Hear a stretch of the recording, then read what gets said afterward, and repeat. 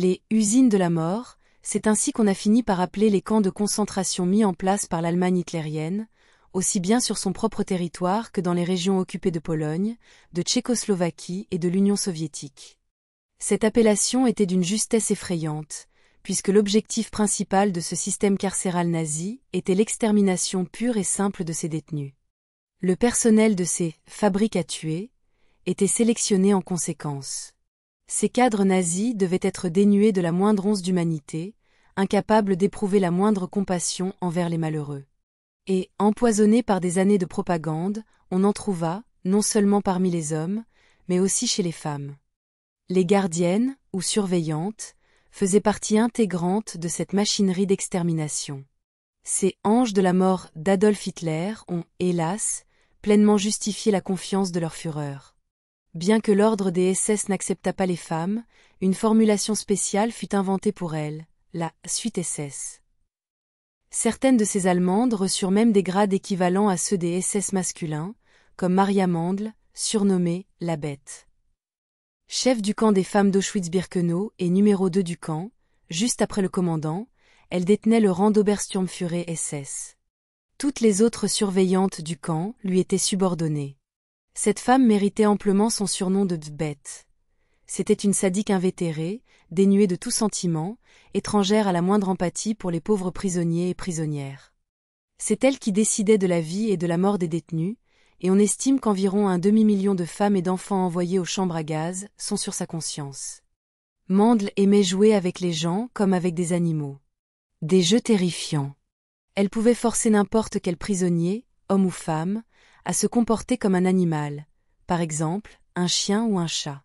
Elle se délectait de voir un être humain bêler comme un chevreau, ou deux prisonniers s'affronter à coups de tête en imitant des béliers ou des taurillons. Quand ces divertissements la lassaient, le sort de ces acteurs malgré eux était immuable, la chambre à gaz. Le summum de sa perversité était sans doute de feindre une attention particulière envers certains détenus. On les lavait, les habillait décemment, et ils commençaient à être bien nourris. Mandl se montrait alors presque maternelle, s'enquérant de savoir si personne ne les brutalisait. Les rescapés des camps, ayant survécu à l'horreur et retrouvant soudainement une lueur d'humanité et d'attention, se détendaient, baissaient leur garde. C'est là que survenait le pire. En un instant, le conte de fées virait au cauchemar, et ces êtres désemparés, jadis apaisés, se retrouvaient face aux tortures et humiliations les plus abjectes. Et Mandl riait, d'un rire sincère. Ainsi, un jour, elle fut attirée par un petit garçon de 5 ou 6 ans, arrivé avec un nouveau convoi de Polonais. Maria la Bête le prit sous son aile, le lava, l'habilla de beaux vêtements, le nourrit et le traîna partout avec elle, affichant une tendresse quasi maternelle. De l'extérieur, on aurait pu croire à une mère aimante se promenant avec son enfant.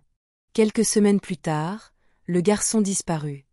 La tante, qui jouait la maman, n'hésita pas un instant à l'envoyer à la chambre à gaz. Voilà comment se divertissait cette criminelle hors pair qu'était Maria Mandl. Les subordonnés de Mandl ne lui cédaient en rien. La gardienne Irma Grese, la Belle et la Bête, le Diable blond, l'Ange de la mort, ces surnoms laissaient deviner l'horreur qu'était Irma Grese. Elle travailla dans plusieurs camps, mais c'est à Auschwitz qu'elle fit carrière, sous l'œil vigilant de Mandl qui, y sentant sans doute une âme sœur, si tant est qu'on puisse parler d'âme ici, la nomma surveillante en chef. Une belle carrière dans les camps pour une si jeune femme. Irma était d'une beauté extérieure, mais d'une monstruosité intérieure. Cette jeune femme d'une vingtaine d'années était capable des pires atrocités. Selon les témoignages des survivantes, Grese était lesbienne et avait un penchant prononcé pour les jolies détenues. Elle les forçait à des rapports intimes, exigeant parfois qu'un homme nu soit également présent. Une fois ses pulsions assouvies, la sadique Grese tuait froidement les deux, pour effacer toute trace. Comme sa supérieure, Irma aimait aussi jouer avec les prisonniers. Son jeu préféré était la « roulette des prisonniers ». Pour des fautes minimes, des détenus, hommes ou femmes, étaient alignés à une vingtaine de mètres d'elle. Grese s'asseyait sur une chaise, sortait son pistolet de son étui, et on lui bandait les yeux. Puis elle balançait l'arme de gauche à droite, pointant le canon sur les détenus, sans que personne ne sache quand elle allait appuyer sur la détente. Elle pouvait répéter ce supplice plusieurs fois, savourant le spectacle de la terreur sur les visages des malheureux. On raconte même qu'elle était l'amante du tristement célèbre docteur Joseph Mengele, dont elle aimait observer les expériences macabres. Mais ce n'est pas tout sur Grésé. On la voyait souvent traverser le camp, une jeune femme d'une beauté angélique, dans une élégante veste bleu cintrée qui mettait en valeur sa taille. Rarement en uniforme, elle était toujours chaussée de lourdes bottes et tenait d'une main une cravache, de l'autre la laisse d'un chien féroce. Si une prisonnière ou un prisonnier croisait son chemin, sans un mot, Grésé se mettait à frapper, fouettant le prisonnier. Si celui-ci tentait d'esquiver les coups en protégeant son visage, ce qui ne faisait qu'exacerber la rage de la nazie, qui se mettait alors à donner des coups de botte, avant de lâcher son chien affamé sur le malheureux. Selon d'autres récits de survivants, elle aimait aussi donner des coups de pied avec ses lourdes bottes dans l'entrejambe des détenus masculins, et prenait un plaisir sadique à voir la victime se tordre de douleur. Mais les divertissements de Grésé ne s'arrêtaient pas là. Un autre passe-temps favori était de laisser ses chiens dévorer des enfants affamés. Il arrivait à Grésé de se rendre dans le quartier des enfants avec un verre de lait et d'appeler un enfant sans méfiance. Après lui avoir donné du lait, la tortionnaire s'éloignait de quelques pas et lâchait son chien affamé sur le petit, qui était instantanément déchiré. Enfin, il y avait Ilse Koch, l'épouse du commandant de Buchenwald, Karl Koch, et simultanément surveillante en chef de ce camp de la mort. C'est pourquoi elle était parfois surnommée la sorcière de Buchenwald. Ilse Koch avait une passion pour les tatouages, mais pas sur sa propre peau. Bien sûr, ce qui l'attirait, c'étaient les morceaux de peau tatoués sur les prisonniers, et par-dessus tout, les objets fabriqués à partir de cette peau. C'est de là que lui venait son surnom effrayant, Frau Abat-Jour. La matière première venait généralement d'un homme, et son destin était scellé d'avance. Au début, Ilse Abat-Jour pouvait même converser tranquillement avec sa future victime, via un interprète. Elle questionnait le pauvre bougre, qui ne se doutait de rien, sur l'histoire de son tatouage, où et dans quelles circonstances il avait été réalisé. Après cela, le prisonnier était privé de nourriture et ne recevait que de l'eau, afin que la peau soit plus facile à séparer de la chair. Ensuite, on lui administrait une injection de poison, et Frau Abat-Jour enrichissait sa collection de lambeaux de peau tatoués pour ses belles créations. Malheureusement, cette terrible obsession du couple Koch est restée difficile à prouver, même par la Gestapo, avant la fin de la guerre. Il se trouve que Karl Koch, lui, avait déjà été jugé par un tribunal allemand, non pas pour la brutalité de son traitement des prisonniers, bien sûr. C'est l'avarice qui a perdu les Koch. Ils pillaient les prisonniers arrivant au camp avec une telle fureur qu'ils en oubliaient de partager, non seulement avec le Reich, mais aussi avec les bonnes personnes en haut lieu. Finalement, ils ont été pris pour détournement de fonds à grande échelle, un crime passible de la peine de mort dans l'Allemagne nazie.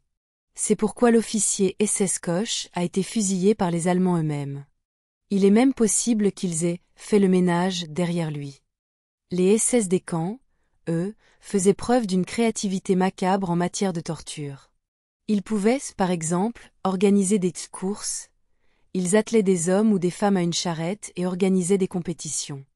L'équipe de prisonniers dont la charrette atteignait la ligne d'arrivée en premier, s'écroulant d'épuisement, était envoyée au crématoire. Ils pouvaient forcer les détenus à chanter des chansons nazies toute la journée, comme s'ils étaient des radios humaines, ou à crier qu'ils étaient des sous-hommes, des Untermenschen, et qu'ils devaient obéir sans discuter à leur maître. Ils pouvaient aussi les forcer à rester debout, un lourd rocher au-dessus de la tête, jusqu'à ce que leurs bras ne puissent plus tenir et que la pierre tombe. Si elle manquait la tête du détenu, ce dernier était violemment battu. C'était l'un des passe-temps préférés de Greta Bott, une gardienne du camp de concentration de Bergen-Belsen. Un adolescent, rescapé du camp, a témoigné l'avoir vu abattre 2 prisonniers à la fois, sans raison apparente, juste en sortant son arme.